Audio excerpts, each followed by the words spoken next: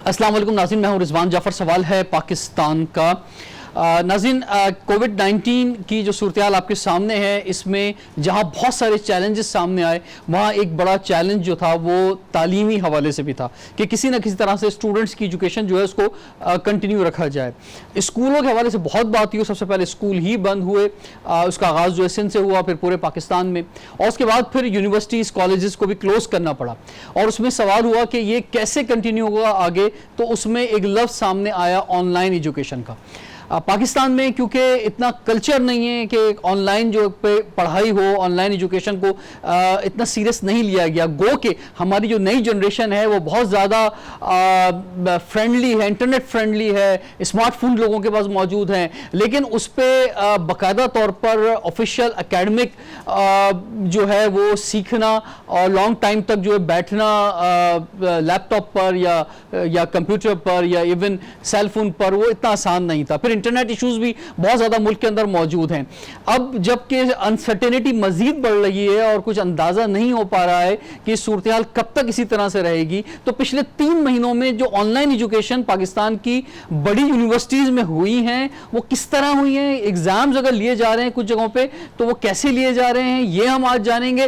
तो ख़ास तौर पर जो यूनिवर्सिटी स्टूडेंट्स हैं पूरे पाकिस्तान के, उनके लिए आज का प्रोग्राम बहुत अहम होगा, क्योंकि 3 बड़ी यूनिवर्सिटीज़ के जो हेड्स हैं वो इस वक्त मेरे साथ मौजूद हैं। स्टूडियो में हमारे साथ हैं इंजीनियर प्रोफेसर वलीउद्दीन साहब, आप वाइस चांसलर हैं sir Syed university of engineering and technology के। आपको स्टूडियो में खुशामदीद कहते हैं।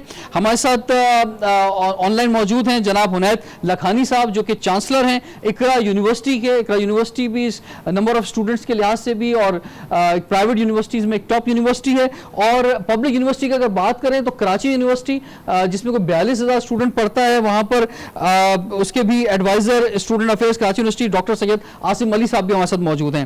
तो हुनैद लखानी साहब, आपसे हम आगाज़ करते हैं। फरमाइए, वैसे तो नारा लग रहा है पूरे पाकिस्तान में नो सेमेस्टर फ़ी, यानी कि हम देख रहे हैं इंटरनेट पे ये रुझान है कि भाई सेमेस्टर की हमें फीस नहीं देनी। तो इसका मतलब अगर कहीं से ये आवाज़ आ रही है कि नो सेमेस्टर फ़ी, इसका मतलब तो ये है कि बच्चे मुतमईन नहीं है शायद ऑनलाइन एजुकेशन से, या आप क्या समझते हैं कि आपके अखराजात बढ़ गए हैं, कम हो गए हैं? क्या चैलेंजेस जो है पिछले खासतौर पर 3 महीने में आए हैं हुनैद लखानी साहब?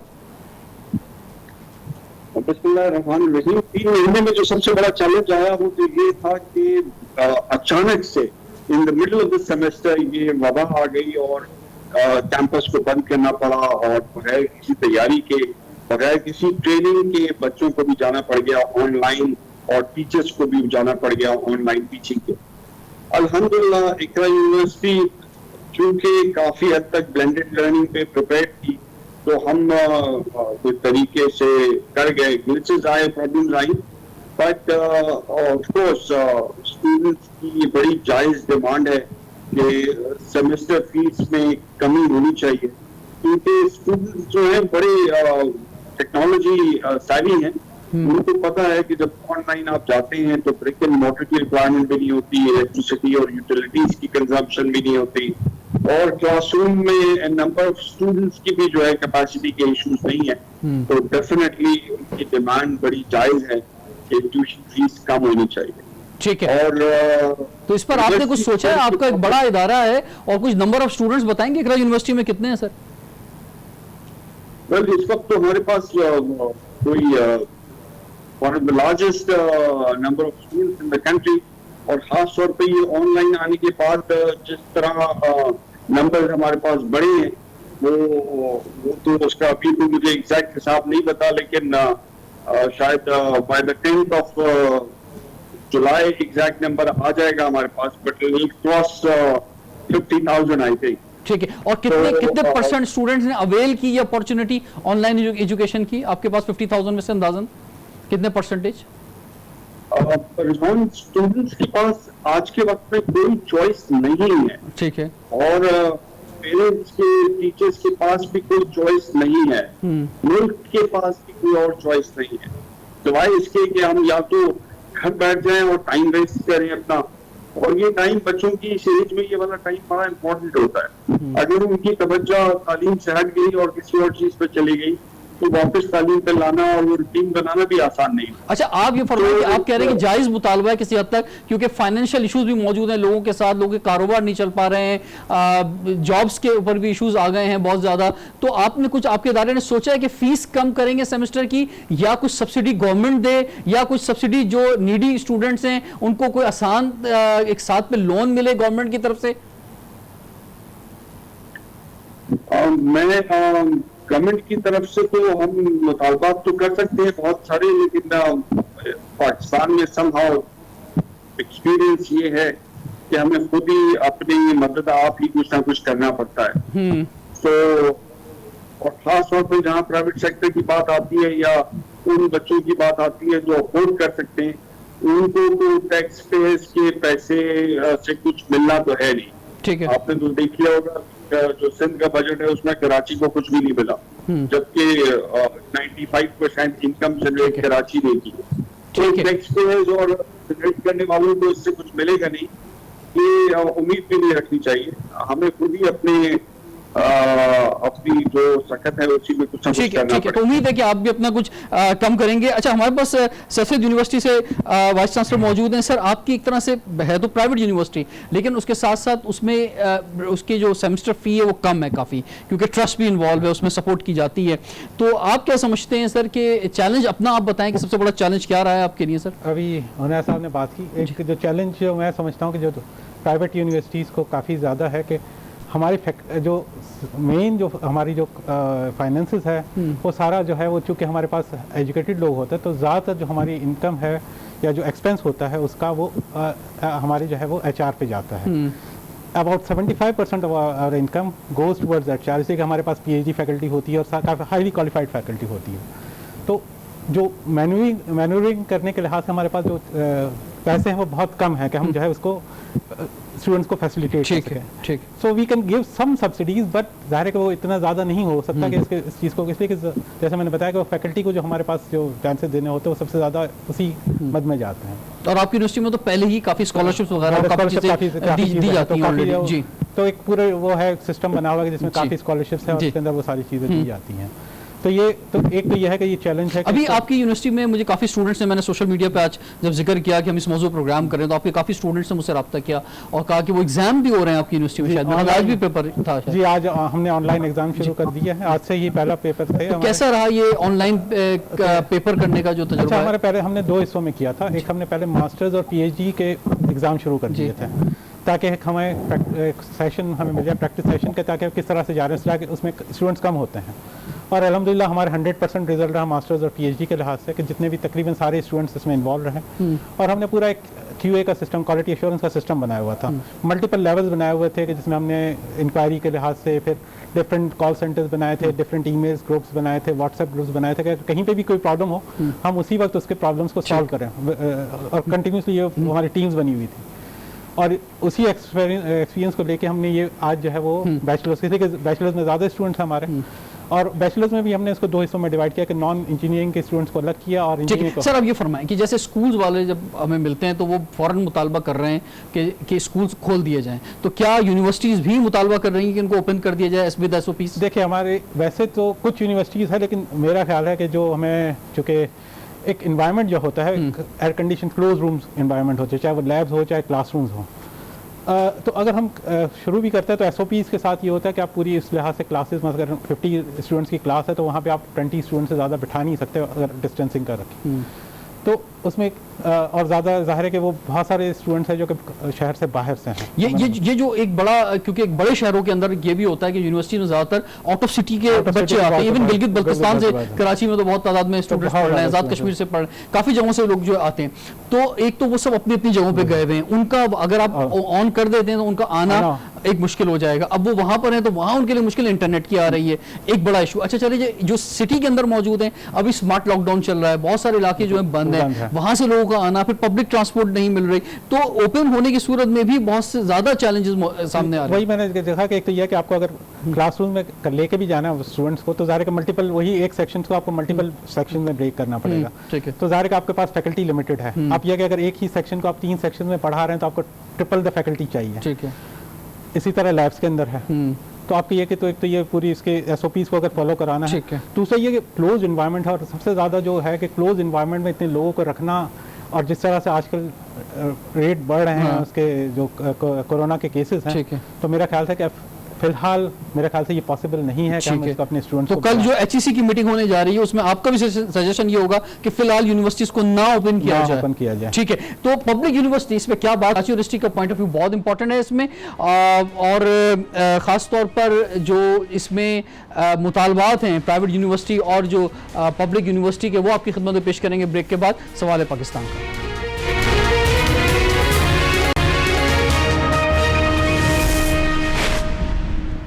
Welcome back. सवाल है पाकिस्तान का। नाज़रीन, तालीमी मैदान में भी बहुत बड़ा चैलेंज, हमेशा बात जो है तालीम और सेहत की जाती थी, और इन दोनों चीज़ों के लिए हम तैयार नहीं थे, और ये कोविड-19 जो है आ गया। पब्लिक यूनिवर्सिटी की तरफ हम बढ़ते हैं। डॉक्टर सैयद आसिम अली साहब एडवाइज़र हैं स्टूडेंट अफेयर्स के कराची यूनिवर्सिटी में। आसिम साहब फरमाइए, पब्लिक यूनिवर्सिटी में जहाँ पे ये जो फैसिलिटीज़ हैं, स्मार्ट फैसिलिटीज़, ये हर डिपार्टमेंट में मौजूद नहीं है, तो कितना बड़ा चैलेंज रहा आपके लिए, और क्या मुतालबा है आपका हुकूमत से? देखिए, एक चीज़ तो अच्छा, सबसे पहले बिस्मिल्लाहिर्रहमानिर्रहीम, मैं शुरू करूं इससे पहले हमें मेरा ख्याल है कि आज निसार अहमद सिद्दीकी साहब एक बहुत बड़े एजुकेशनिस्ट जी जी जी बिल्कुल, आपने अच्छा याद दिलाया। निसार सिद्दीकी साहब IBA सखर के वाइस चांसलर, उनका इंतकाल हो गया, इन्ना लिल्लाहि व इन्ना इलैहि राजिऊन, और एक बहुत बड़ा नुकसान है पाकिस्तान का। एक बड़ी शख्सियत, हमने भी कई बार IBA सखर में जाके प्रोग्राम्स किए उनके साथ, और एक वो बड़ा ज़बरदस्त उन्होंने एक इदारा तख्लीक किया इंटीरियर सिंध के अंदर, तो हम सब उनको याद करते हैं आज के दिन। Thank you very much doctor Asim. जनाब, तो जो आप बात कर रहे थे चैलेंजेस की, मैं अभी थोड़ी देर पहले हम ब्रेक पे थे तो हुनैद साहब से ही बात कर रहे थे कि चैलेंजेस तो हैं, लेकिन ऑब्वियसली इन्हीं चैलेंजेस में अपॉर्चुनिटीज भी हैं। और वो जो इकबाल कह गए कि ज़माने के अंदाज बदले गए, नया राग है, साज बदले गए, तो हमें इन नए साजों से अपने आप को हम आहंग करना पड़ेगा, because there is no choice. Sir, ये फरमाया पब्लिक यूनिवर्सिटी ने क्या किया, कराची यूनिवर्सिटी ने क्या, आपका हर डिपार्टमेंट जो है फुल इक्विप्ड हुआ इस 3 महीने के अंदर? कुछ वहाँ पे गवर्नमेंट की तरफ से कुछ इन्वेस्टमेंट आई, कुछ ऑनलाइन क्लासेस हुई वहाँ पर?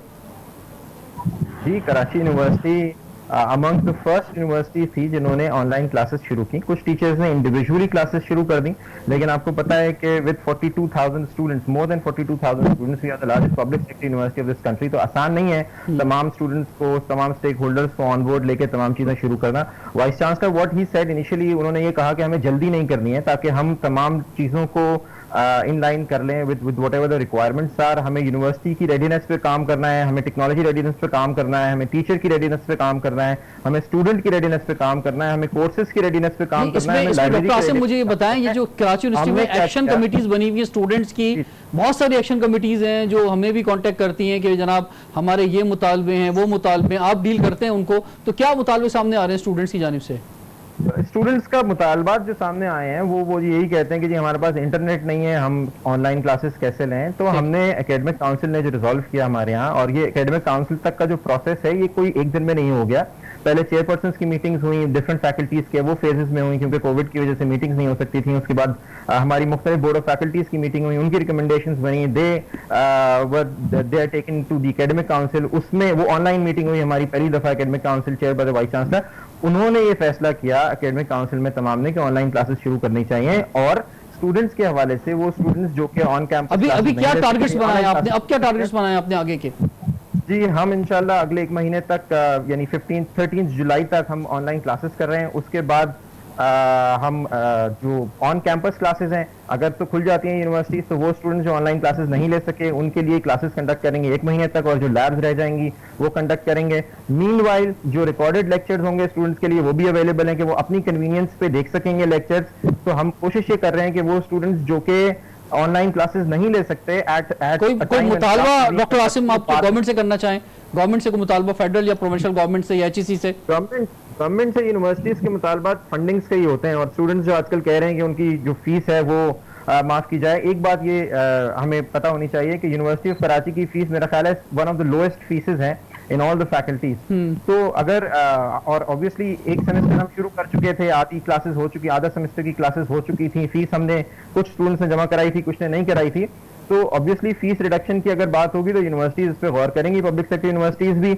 गवर्नमेंट भी ऑब्वियसली मेरा ख्याल है आगे आएंगी, हेल्प करेंगी यूनिवर्सिटीज की। एचईसी इस हवाले से यकीनन कोई स्टेप लेगा, क्योंकि बहुत सारी पब्लिक सेक्टर यूनिवर्सिटीज ऐसी हैं जो कि अपने जो फंड रिक्वायरमेंट्स होती है उसका एक बड़ा हिस्सा खुद जनरेट करती हैं। तो मेरा ख्याल है एचईसी को भी आगे आना चाहिए, गवर्नमेंट को भी आगे आना चाहिए, यूनिवर्सिटीज की मदद करनी चाहिए। हमें कोई शौक नहीं है हम स्टूडेंट से फुल फीस वसूल करें। ऑब्वियसली प्राइवेट यूनिवर्सिटीज के अलग इश्यूज होते होंगे, वो बताने के लिए मौजूद है। हुनैद साहब हैं आपके पास, सैयद यूनिवर्सिटी के रिप्रेजेंटेटिव वाइस चांसलर मौजूद है, तो वो आपको बताएंगे। इन पब्लिक सेक्टर यूनिवर्सिटीज में स्पेसिफिकली अगर गवर्नमेंट फंडिंग प्रोवाइड कर देती है तो हम फीस ऑब्वियसली नहीं स्टूडेंट से ले सकते, लेकिन यूनिवर्सिटीज खुद भी ये गौर करेंगी कि अगर ओवरहेड्स हमारे कम हो रहे हैं और क्लासेस ऑन कैंपस नहीं हो रही है, तो हम स्टूडेंट्स के लिए वो फीस जो कि स्पोर्ट्स फीस फॉर एग्जांपल होती है, जिम्नेजियम फीसेस होती हैं, वो हम वेव ऑफ करते हैं। बिल्कुल इस पे गौर हो रहा है और इंशाल्लाह होगा भी। ठीक है, मुझे उम्मीद है कि उस पर कोई ना कोई रिजल्ट आएगा, क्योंकि पब्लिक यूनिवर्सिटी में गो के मेरिट भी हार्ड होता है, लेकिन उसके अलावा एक बड़ी तादाद में वो स्टूडेंट भी पढ़ रहे होते हैं कि जो प्राइवेट यूनिवर्सिटीज में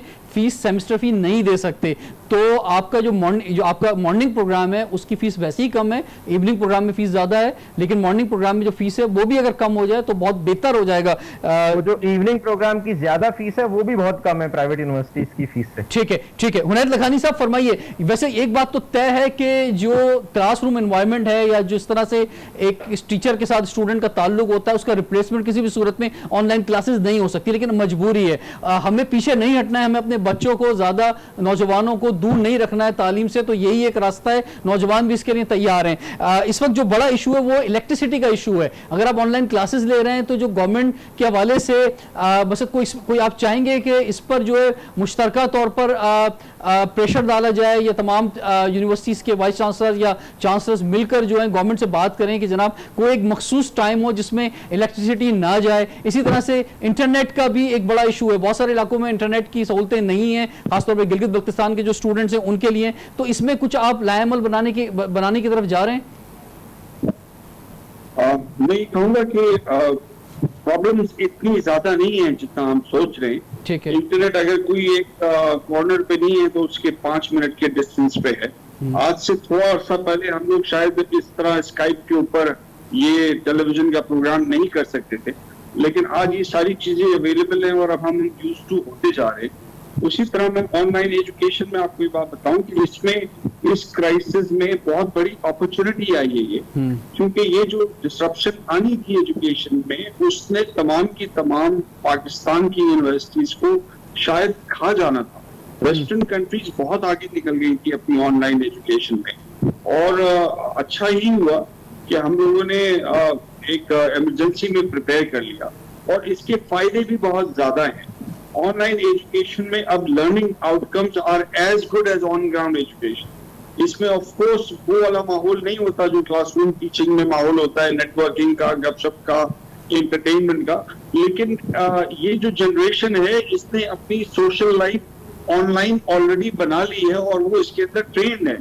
जो सोशल मीडिया पे अब ग्रुप्स हैं और आर्टिस्ट हैं और उनकी कम्युनिटीज हैं, और म्यूजिशियंस हैं और उनकी कम्युनिटीज हैं, कल्ट्स हैं उनकी कम्युनिटीज हैं, रिलीजियस ग्रुप्स हैं उनकी कम्युनिटीज हैं, उसी तरह स्टूडेंट्स जो हैं वो बहुत ज्यादा इस सोशल वर्चुअल कम्युनिटी इन्वायरमेंट के अंदर बहुत सेवी हैं। शायद हम लोग थोड़ा पीछे होंगे लेकिन स्टूडेंट्स आगे। So having said all this, इसमें पाकिस्तान जो है बहुत जल्दी ओवरकम कर जाएगा सारी डिफिकल्टी। अच्छा सर, ये बताएं कि टीचर्स का भी बिहेवियर बना है ऑनलाइन पढ़ाने का, ये स्टूडेंट्स में तो है बात अभी जी। ऑनलाइन एजुकेशन में हमेशा ये कहते थे कि it's a different breed of teachers in online education, but fortunately because of this crisis जो ऑलरेडी हमारी ब्रीड ऑफ टीचर्स थी जो ऑनलाइन में इतना ज्यादा टेक सेवी नहीं थे, उनके पास चॉइस ही नहीं रही और उनको कुछ दिन लगाने पड़े। मतलब ये समझे नोकिया फोन से उनके हाथ में अचानक एप्पल फोन आ गया और 10-15 दिन में वो सीख ही गए, जो नहीं सीखे वो और सीख जाएंगे। सो अल्हम्दुलिल्लाह ये सारे के सारे टीचर्स भी जो पहले व्हाट्सएप और ये सारी चीजें ईमेल्स भी नहीं करते थे, उनके सेक्रेटरीज उनके लिए ईमेल करते थे, अब वो व्हाट्सएप भी सीख गए और जूम भी सीख गए और LMS भी चलाना सीख गए और ब्लैक बोर्ड भी आ गया और मूडल भी आ गया और टर्निट भी आ गया उनको, और ये सारे एग्जामिनेशन की जो टेक्नोलॉजी मौजूद है। अच्छा, मैं एक और चीज आपके प्रोग्राम की तवज्जुह से कहना चाहूंगा कि ये सारी चीजें ऑफ द शेल्फ अवेलेबल हैं। इसमें कोई बहुत ज्यादा इन्वेस्टमेंट की जरूरत नहीं है कि आप हर यूनिवर्सिटी अपना एक प्लेटफॉर्म LMS और पोर्टल बनाए। ये सारी चीजें आप पर स्टूडेंट के हिसाब से हायर कर सकते हैं, और इकरा यूनिवर्सिटी ने तो free of cost he available कर दी है पाकिस्तान के हर टीचर को और हर स्टूडेंट को। ठीक तो है। किसी भी यूनिवर्सिटी का टीचर अपना कोर्स बना के पढ़ा सकता है अपनी यूनिवर्सिटी से ही। तो ये सारी चीजें ठीक फ्री है। ऑफ कॉस्ट अवेलेबल है। मुझे बस अब हुनैर साहब ये बताएं कि जब से मैंने ये आज तकरीबन शाम से ये टॉपिक सोशल मीडिया पे दिया है कि ऑनलाइन एजुकेशन पे हम बात करने जा रहे हैं, तो पूरे पाकिस्तान के ज़्यादातर प्राइवेट यूनिवर्सिटीज़ के स्टूडेंट्स ने बड़ी तादाद में हमें कांटेक्ट किया है कि जनाब ये जो नारा है नो सेमेस्टर फ़ी का, इस पर ज़रूर बात करें और कुछ ना कुछ इस पर कुछ एश्योरिटी लें कि कुछ फीस कम होगी या इसमें कुछ ना कुछ तौर पे एश्योरेंस दी जाएगी। मुझसे सवाल कर रहे हैं? जी मैं आपसे कह रहा हूँ, नो सेमेस्टर फी की जो बात की गई है, मेरे ख्याल से कुछ कनेक्टिविटी का मसला है। सर आप कुछ आप उम्मीद दिला सकेंगे उन स्टूडेंट्स को जिन्होंने ये बात कही है? मैंने भी बताया जैसा मैंने भी बताया कि हमारे जो सबसे ज़्यादा रिसोर्सेज जाते हैं, हमारे जो एक्सपेंडिचर होता है वो होता है हमारे HR के, ठीक फैकल्टी मेंबर्स या दूसरे एम्प्लॉयज़ के ऊपर, और वो बड़ा मेजर चंक होता है। ठीक है। एडमिनिस्ट्रेटिव एक्सपेंस जो है वो इतने ज़्यादा नहीं होते, वो 25% ऑफ द यूनिट होते हैं। उसमें डेफिनेटली एडमिनिस्ट्रेटिव एक्सपेंसेस में कम, बल्कि आपके एक्सपेंडिचर कुछ बढ़ भी गए होंगे सैनिटाइजेशन और पूरा ऑनलाइन सिस्टम की वजह से। टेक्नोलॉजी की सैनिटाइजेशन सिस्टम हो गया, फिर इसके अलावा आपको टेक्नोलॉजी के लिहाज से अपडेशन के लिए ज़रूरत थी। तो फिलहाल तो ये है कि हमारे जो एक्सपेंस जितने होने थे उससे ज़्यादा ही हुए हैं थोड़े से वो। ठीक है। लेकिन चूंकि हम प्रिपेयर कर रहे हैं बजट को, और वो हमारा इसमें एहसास प्रोग्राम के हवाले से बात हो रही है कि कुछ पब्लिक यूनिवर्सिटी को सपोर्ट की जाएगी, तो उसमें आप भी समझते हैं कि प्राइवेट यूनिवर्सिटीज को भी सपोर्ट करना चाहिए? दो तीन चीज़ें जो थे कि गवर्नमेंट इसमें कर सकती है कि एक तो ये कि एहसास प्रोग्राम है। ठीक है। चूंकि फाइनेंशियल क्राइसिस सारे पूरे पाकिस्तान में आया है सारे पेरेंट्स को, तो उसमें एहसास प्रोग्राम के अंदर है कि उसको अगर प्राइवेट सेक्टर के यूनिवर्सिटीज़ या ऐसे डिजर्विंग स्टूडेंट्स को उसमें भी कवर किया जाए, सिर्फ ना सिर्फ पब्लिक सेक्टर यूनिवर्सिटीज़ को। दूसरा जैसे कि मैं कहा कि लोन्स जो है, चूँकि हर अच्छे मुल्कों जहाँ पे एजुकेशन का है सिस्टम, वहाँ पे ये बड़े कम अमाउंट पे, कम इंटरेस्ट पे जो है वो लोन्स दी जाती है स्टूडेंट्स को। तो अगर वो लोन्स अगर 2% 3% पे जैसे इंडस्ट्रीज़ को दी गई है स्टूडेंट्स को, हाँ कोई कोलेटरल हम जो है यूनिवर्सिटी के साथ करके, तो वो 2% 3% पे अगर वो लोन्स अगर स्टूडेंट्स को दे दिया डिजर्विंग स्टूडेंट्स को, तो वो भी एक ऐसा मसला है। दूसरा एक पॉइंट जो कि अभी हाईलाइट हुआ था, जो कि आपने कहा था कि इलेक्ट्रिसिटी का, तो उस पर बड़ा यह है कि अगर गवर्नमेंट चाहे तो कि जिसमें कई मसलन मॉल्स बंद हैं और खासतौर पर सुबह के टाइम में वैसे ही मॉल्स बंद होते हैं, कारोबार में भी वो सरगर्मी नहीं हो रही है, शादी हॉल बंद हैं, बैंकर्स बंद हैं, इवेंट्स नहीं हो रहे हैं, तो फिर भी लोड शेडिंग हो रही है। तो ये कि जी गवर्नमेंट अगर उसको टाइम फिक्स कर देगा, मतलब 8 बजे से लेकर 2 बजे तक किसी भी एरिया में, तो हमारी प्लानिंग भी आसान हो जाएगी, यूनिवर्सिटीज़ को प्लान करना, उसकी क्लासेस को कंडक्ट करना और एग्जाम को कंडक्ट करना आसान हो जाएगा। ठीक है। तो जो इशूज़ भी है कि मसलन अगर हम वैसे तो ये कि जो एग्जाम्स है उसमें ज़ाहिर है कि हम अपलोडिंग और डाउनलोडिंग का टाइम प्लस एग्जामिनेशन टाइम देते हैं, लेकिन अगर ये इश्यूज सॉल्व हो जाएं, और जो है एजुकेशन में भी हमने सिंक्रोनस और आसिंक्रोनस को दोनों को रखा है। अगर वो लाइव क्लासेस अटेंड नहीं करता तो वो रिकॉर्डिंग अवेलेबल होती है स्टूडेंट्स को, ताकि वो बाद में जाके अगर कहीं पे मसला हो रहा है तो वो बाद में वो जाके देख सकता है। ठीक है। लेकिन मसला सिर्फ कहाँ पे आता है, जब आपको क्विजेज लेना हो या जो आपको उस टाइम पे ही आपको जो है फिक्स होना है। ठीक है। तो अगर उसमें अगर ये इलेक्ट्रिसिटी के इश्यूज हैं या इस तरह के इश्यूज या कनेक्टिविटी के इश्यूज अगर ये सॉल्व हो जाए तो ये हुनैर लखानी साहब, नो सेमेस्टर फी पे क्या कहना चाहेंगे जनाब? जो स्टूडेंट्स कह रहे हैं कि जनाब सेमेस्टर फी कम होनी चाहिए प्राइवेट यूनिवर्सिटीज की तरफ से। नो सेमेस्टर फीस तो पॉसिबल नहीं है, लेकिन ऑनलाइन एजुकेशन में जरूर एक ऐसा सिस्टम हो सकता है कि जिसमें प्राइसेस कम हो। एंड मैं तो अपनी तरफ से इकरा यूनिवर्सिटी के बिहाफ पे बात कर सकता हूँ कि हम लोग इस पे काम कर रहे हैं और बहुत जल्दी जो है ऑनलाइन एजुकेशन के लिए कोई हम सिस्टम करेंगे कि इसमें कम हो जाए। ठीक है। लेकिन ब्लेंडेड लर्निंग में शायद बढ़ जाए, सो मैकेनिज्म बन जाएगा और इसमें डेफिनेटली कम होनी चाहिए। बिकॉज अगर एक बार कंटेंट आपके पास आ गया है तो बार बार कंटेंट भी क्रिएट नहीं होता और टीचर्स का भी बहुत टाइम बच जाता है। ठीक है। जी बहुत बहुत शुक्रिया आप तीनों शख्सियात का कि आपने हमें ज्वाइन किया। मैं प्राइम मिनिस्टर से यही कहना चाहूँगा कि जिस तरह सेक्टर को फोकस किया गया है, इसी तरह से ज़रा एजुकेशन सेक्टर को भी, गो के 18वीं तरमीम का सूबाई मैटर है, लेकिन फेडरल की जानिब से पहले इनिशिएटिव लेना ज़रूरी है। और ये HEC जो है फेडरल के तहत जो आता है, तो उसमें ज़रा देखें और इसमें जहाँ ज़रूरत है नीडी स्टूडेंट्स को मुख्तलिफ यूनिवर्सिटीज़ के अंदर वहाँ पर भी एहसास प्रोग्राम लाने की ज़रूरत है और उनकी हेल्प करने की ज़रूरत है। जिन इलाकों इलाकों में, खासतौर पे गिलगित बल्तिस्तान के हवाले से इंटरनेट के इशूज़ हैं, उसको भी सॉल्व किया जाए, क्योंकि अगर ये कोरोना लॉन्ग टाइम हमारे साथ चलना है या भी कुछ हमें अंदाज़ा नहीं हो रहा है आगे का, तो हमें अपने नौजवानों को तालीम से महरूम नहीं रखना है। और नौजवानों से भी मैं कहना चाहूँगा कि हिम्मत नहीं हारनी है नौजवानों, आपने जो है वो फोकस करना है अपनी एजुकेशन के ऊपर। ऑनलाइन जो है एजुकेशन, पूरी दुनिया आपके सामने खुली हुई है, जहाँ एक तरफ आपको ऑनलाइन पढ़ाया जा रहा है, इंटरनेट पे दुनिया भर की नॉलेज आपके सामने मौजूद है। तो आप कहीं फालतू टाइम ज़ाया करने के बजाय आपके पास बेस्ट टाइम है, आपके बहुत सारे काम छूटे हुए हैं, आप एजुकेशन पे तवज्जो दें, अपनी स्किल्स को बढ़ाएं, अपनी नॉलेज को बढ़ाएं। टाइम एक ब्रेक का, और ब्रेक के बाद हमारे साथ एक और गेस्ट होंगे सवाल है पाकिस्तान।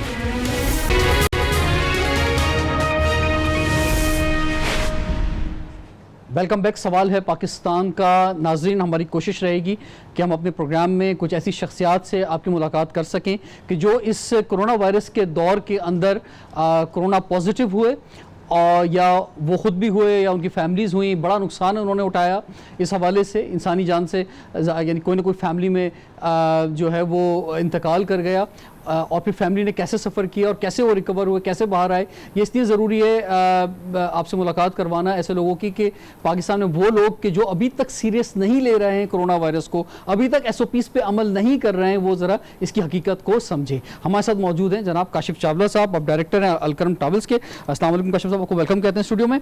आपके फादर मेहताबुद्दीन चावला साहब जो हैं, उनका इंतकाल हुआ 2 रमज़ान को, और आपकी फैमिली जो है उनकी, यानी आपकी वालदा भी, फिर आपके भाई बहनें, आपकी वो फैमिली है कि जो पहले इफेक्टेड लोग जो थे इन अ ग्रुप जो है वो आप लोग हुए, और एक नुकसान भी आपने उठाया। एक बड़ी शख्सियत पाकिस्तान की, मेहताबुद्दीन चावला साहब पाकिस्तान के एक बड़े बिजनेसमैन, एक फिलैंथ्रोपिस्ट जो हैं, उनका इंतकाल हुआ।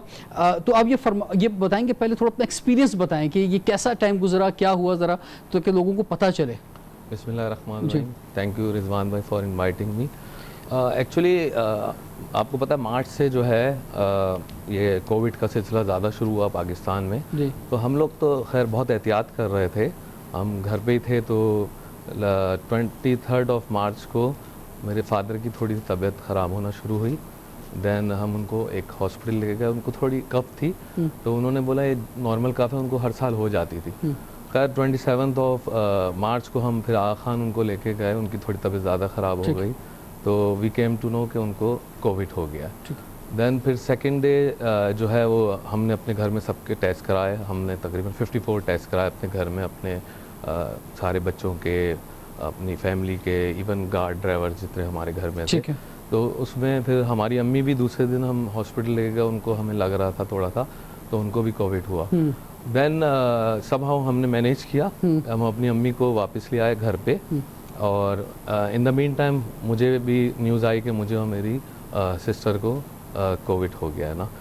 तो बहुत मुश्किल मरहला ये था कि फादर हॉस्पिटल आए, मदर जो है वो उनको हम घर पे लेके आए, तो और मुझे भी हो गया। मैं अल्लाह ताला से यही रास्ते में दुआ कर रहा था कि अल्लाह ताला इस मुश्किल घड़ी से निकाले और मुझे हिम्मत दे, हौसला दे कि हम इससे निकलें। Because already father he was 72 with he was a heart patient with heart diseases. फिर मदर भी मेरी थोड़ी चीज़ हैंडीकैप। अच्छा, मुझे फरमाएं कि जो बात जो कही जाती है कि जो बुजुर्ग हैं वो ज़्यादा ख़तरे में होते हैं, तो ये बात भी सामने इस आपकी फैमिली को केस को देखते हुए आ रही है। लेकिन पाकिस्तान में हमने ऐसे केसेस भी देखे कि 40s एज के अंदर, इवन 30s एज के अंदर भी लोगों की डेथ हुई है। लेकिन मैं बताऊं, बुजुर्ग ऑफ कोर्स ज़्यादा इसमें उसमें हैं, बट जिनकी कोई हार्ट यानी कि हेल्थ डिजीज़ हों, जैसे मेरे चाचा हैं, ही 70, अल्हम्दुलिल्लाह इनको कोई प्रॉब्लम नहीं आया। He was Covid positive, but उनको कोई सिम्टम ऐसा नहीं आया। बट मेरे फादर जो है बेसिकली हार्ट पेशेंट थे, और शुरू में हम थोड़ा ये समझे, बिकॉज एहतियात बहुत की थी हमारे, तो वहमो गुमान में भी नहीं था कि वो घर के अंदर वो निकले भी नहीं थे एज सच कहीं हो जाएगी। लेकिन ऑफ कोर्स देखें, इसमें क्या करना है, प्रिकॉशनरी मेजर पहले लेने। जैसे मुझे याद है कि मैं 18 मार्च से जो है, मैं जब मैंने इसको स्टडी किया तो मैंने कहा यार ये इससे प्रिकॉशनरी मेजर ज़्यादा लो। मैं गार्गल्स करता था, मैं स्टीम ले रहा था, मैं सादा पानी पीना शुरू कर दिया, मैंने प्लेन वाटर। इम्यूनिटी बूस्ट करने के लिए मैंने डिफरेंट चीज़ें की, लाइक। अच्छा, मुझे फरमाएं कि आप, हमने पॉलिटिशियंस को भी मीडिया, मतलब हमने का मतलब मीडिया में पॉलिटिशियंस भी आ रहे हैं, कह रहे हैं, हुकूमत भी कह रही है, चाहे प्रोमेचुरल फेडरल हो, आपस में कोई भी कॉन्फ्लिक्ट हो, लेकिन SOPs पे तो हर एक बात कर रहा है। डॉक्टर्स जो है वो प्रेस कॉन्फ्रेंसेस कर रहे हैं, चीख रहे हैं, चिल्ला रहे हैं, उनकी बड़ी तादाद में कुर्बानियां दी जा रही हैं। अब हमने आपको या वो लोग कि जो इसका शिकार हुए हैं, हम चाह रहे हैं कि वो भी अब आके आवाज़ उठाएं भरपूर अंदाज में। लोग SOPs पे अमल नहीं कर रहे, क्यों सीरियस नहीं ले रहे? बड़ी तादाद के अंदर हमने आज देखा कि मुख्तलिफ जनाजों के अंदर भी हम देख रहे हैं, मसाजिद में देख रहे हैं, बाज़ारों के अंदर हम देख रहे हैं, हर जगह ये सूरत हाल है। देखिए, मैंने जो स्टडी किया देखा है, यहाँ पे दो किस्म के लोग हैं, दो थॉट प्रोसेस हैं। एक तो वो लोग हैं जो कोरोना को समझते कुछ नहीं है, तो उनको मैं बताता हूँ कि कोरोना है, हम उसके विक्टिम हैं। हमारी फैमिली में 5 लोगों का हुआ और हमने अपने फादर को लॉस किया, इसमें हमारे फादर को लॉस हुआ। तो कोरोना है, आप बिल्कुल एहतियात करें और जो डॉक्टर्स बता रहे हैं उस पर अमल करें। और एक लोग वो हैं जो बहुत ज़्यादा डरे हुए हैं, वो इतना एंजाइटी और डिप्रेशन का शिकार हैं कि वो घरों से निकल रहा है। इवन मैंने देखा है ये कि डिफेंस में मैं जा रहा था साइकिलिंग कर रहा था, तो एक अंकल थे, आई थिंक ही 60+, वो 2 मास्क पहन के जॉगिंग कर रहे थे। तो आई डोंट थिंक जॉगिंग करते हुए किसी बंदे को, मैंने भी इसी तरह देखा, मैंने शेयर भी किया पिछले दिनों कि आप जब अकेले हैं तो जरूरत नहीं है उस वक्त मास्क पहनने की, लेकिन आप रखें जरूर कि अब आप किसी से मिले तो उस वक्त पहन रहे हैं। बिल्कुल रखें, आप आदत डालें आपको मास्क पहनने की, सैनिटाइज करने की। अगर किसी के पास सैनिटाइजर नहीं है तो वो साबुन से हाथ धोए और अपने हाथों पे काबू रखें। कोशिश करें कि जो है बेसिकली हाथों को मुंह पे टच ना करें। लेकिन पॉइंट ये है कि अगर आप precaution is better than cure. अगर मैं ये समझता हूँ चाहे वो प्राइम मिनिस्टर साहब हो या कोई भी हो, वो अगर जितना भी बोल रहे हैं कि एहतियात करो, लेकिन एक आदमी को ये फिक्र होनी चाहिए कि वो बाहर जा रहा है और जब वो वापस आएगा और वो बीमारी लेके आएगा तो उसके घर में बुजुर्गों को, बच्चों को, उसके घर वालों को ये बीमारी लग सकती है। तो आप लोगों ने अपनी एहतियात और अपने घर वालों के और बच्चों की एहतियात खुद करनी है। और उसमें हम लोगों का एक तरीका भी नहीं है कि जब हम बिल्कुल आखिर वक्तों में हॉस्पिटल जाते हैं, कोई अर्ली चेकअप्स भी नहीं कराते हैं, तो उसमें नहीं अंदाजा होता कि किस एज ग्रुप में किसको क्या बीमारी है। और अगर कोई सीरियस बीमारी किसी की है और वो फिर कोविड पॉजिटिव में आ जाता है तो वो ज्यादा खतरनाक बात होगी। बिल्कुल ऐसा ही है। लेकिन मैं यही बोलूँगा लोगों को, इसमें जो मैंने ऑब्जर्व चेक किया कि क्या करना चाहिए। देखें, डिप्रेशन और टेंशन जो है ना, मुझे लगता है इससे ज़्यादा लोग जो है बीमार भी हो रहे हैं। और ये हाइप इतनी क्रिएट है इस कोविड की कि लोगों को लगता है कि हमें होगा और हम सेकंडों में कुछ हो जाएगा हमारे को। तो मेरे हिसाब से इससे फाइट करें, अल्लाह का नाम लें, बिकॉज मैंने भी ये किया। और मेरे उसमें तो आप ये देखें कि मेरी फादर मदर दोनों को हुआ था, मेरी बहन को और मुझे हुआ था। तो आप जो है इसमें अल्लाह का नाम लेके इससे फाइट करें, डिप्रेशन टेंशन में न जाएं, रेस्ट करें, रेस्ट इज़ द बेस्ट। अपने ऑर्गन्स को काम करने दें, रेस्ट करें। बल्कि मैं तो ये बोल रहा हूँ, आप उस टाइम को जो आपका क्वारंटीन का टाइम है उसको आप यूटिलाइज करें, कुरान शरीफ की तिलावत करें। अच्छा, इसमें जो पोजीशन खराब हो रही है वो ये है कि ठीक है आप होम क्वारंटाइन हो जाएं, लेकिन जब आपकी कहीं क्रिटिकल कंडीशन होती है उस वक्त आपको हॉस्पिटल भागना पड़ता है और हॉस्पिटल में सूरत हाल है कि बेड्स नहीं है, वो एक बड़ा चैलेंजिंग है। देखिए, हमारा जब ये प्रॉब्लम हुआ फादर का, तो उस टाइम तो समाओ हमारे को तो बेड्स मिले थे, बिकॉज हम लास्ट वीक ऑफ मार्च में ही हुआ था। लेकिन अभी जो मैं सुन रहा हूँ बिल्कुल ऐसा ही है। तो मैं मैंने एक चीज़ देखी, लेकिन हमारे जितना ये पैरा मेडिकल स्टाफ है, नर्सेज हैं, जो भी बहुत अच्छा काम कर रहे हैं। ऑफ कोर्स वो भी इंसान है, उनको भी डर लग रहा है कि घर जाएंगे तो हमारे वालिदैन को ना हो जाए। एक तो हमारे को उनको डेली अप्रिशिएट करना चाहिए उनको, जैसे मैंने देखा चाइना में या पूरी दुनिया में हमारे को उनको, बिकॉज वो मोटिवेट हो। सेकेंड, वहाँ जो होता है ना, देखें आप किसी इंसान को जिसको कोविड हो जाता है ना, बेसिकली बेबसी वाली बीमारी है। इसमें आपके पास कोई आ नहीं सकता, आप किसी के पास जा नहीं सकते, और लोगों को सिंपैथी की जरूरत होती है इस टाइम पे। तो जितने ये पैरामेडिकल स्टाफ, नर्सेज हैं, मैं उनसे रिक्वेस्ट करूंगा कि जो भी वहाँ पे पेशेंट है उसको ट्रीट एज देयर फैमिली ना, उनको अपने पेरेंट्स की तरह ट्रीट करें कि वहाँ पे वो बेचारे अकेले हैं, उनके पास कोई आ नहीं सकता। आपने प्लाज्मा भी दिया? जी, आई डोनेटेड प्लाज्मा 2 टाइम्स और NIBD हॉस्पिटल है डॉक्टर ताहिर शमसी का। तो आप जिन लोगों को पॉजिटिव हो चुका है, बड़ी तादाद में लोग रिकवर हो रहे हैं, उनको भी ये कहना चाहेंगे कि वो सब जरूर पड़े? देखें, सो फार अभी तक 71,000 पेशेंट रिकवर हो गए। और मैं जो प्लाज्मा दिया ना 18 अप्रैल को, मैंने संडे वाले दिन उनको कॉल करके करवाया। बिकॉज होता क्या है, प्लाज्मा जब आप एलिजिबल होते हो देने के, जब आपको 14 डेज हो जाते हैं, आपकी एंटीबॉडीज़ बन जाती हैं, देन वो पूरा चेकअप होता है, आपके सारे टेस्ट लिए जाते हैं, हेपेटाइटिस और सारे, बिकॉज आपका प्लाज्मा किसी को लगे, ऐसा ना हो कि आपको कोई इन्फेक्शन हो तो उसमें हो जाए। और इट्स वेरी सिंपल प्रोसेस। ये बेसिकली 1 लीटर प्लाज्मा आपका निकालते हैं, इट्स नॉट ब्लड, ब्लड का पानी होता है, ब्लड वापस आपके जा रहा होता है। उसमें जितने भी पेटलेट्स और वाइट सेल, ब्लड सेल है, रेड सेल है, और ब्लड का पानी होता है, वो बेसिकली निकालते हैं। लोग डरते हैं प्लाज्मा देते हुए, डरना नहीं चाहिए। कुछ लोग डरते हैं, कुछ लोगों ने कारोबार भी बना लिया है। कारोबार बनाया तो बहुत गलत काम किया मेरे हिसाब से। इस टाइम पे इंसानियत उसकी खिदमत ठीक है, करने की हमें जरूरत बस है। मैं आपसे लास्ट सवाल, ये जो हमारा कल्चर है, कुछ हमें अपना कल्चर अब ऐसा बना लेना चाहिए कि ये लॉन्ग टर्म जो है, हम वैसे भी सफाई नसीमान है, जी, जी। और हम जिस तरह देखते हैं जापान में, चाइना में गर्म पानी पीते हैं, अमेरिका में जाते हैं वहाँ पे ठंडा पानी जो है पिया जाता है। हाँ, मैं अमेरिका भी जाता हूँ, मैं चाइना भी जाता हूँ। अमेरिका में अगर आप बोलेंगे I need a glass of water, वो विद आइस लेके आते हैं, उनको बताना पड़ता है। अच्छा, चाइना में आप बोलते हैं वो वार्म वाटर लेके आते हैं, प्लेन वाटर। तो मुझे ये लगता है उनके लाइफ स्टाइल की वजह से, अगर आप देखें चाइना में डेथ रेट कम है, अमेरिका में बहुत ज़्यादा है, तो may be one of the reason ये है कि उनका जो है वो डेथ रेशो कम है। बिल्कुल। काशिफ चावला साहब, आपको बहुत बहुत शुक्रिया, आप आए, आपने अपना एक्सपीरियंस शेयर किया। रिजवान जाफर को इजाजत दीजिए। सवाल है पाकिस्तान का।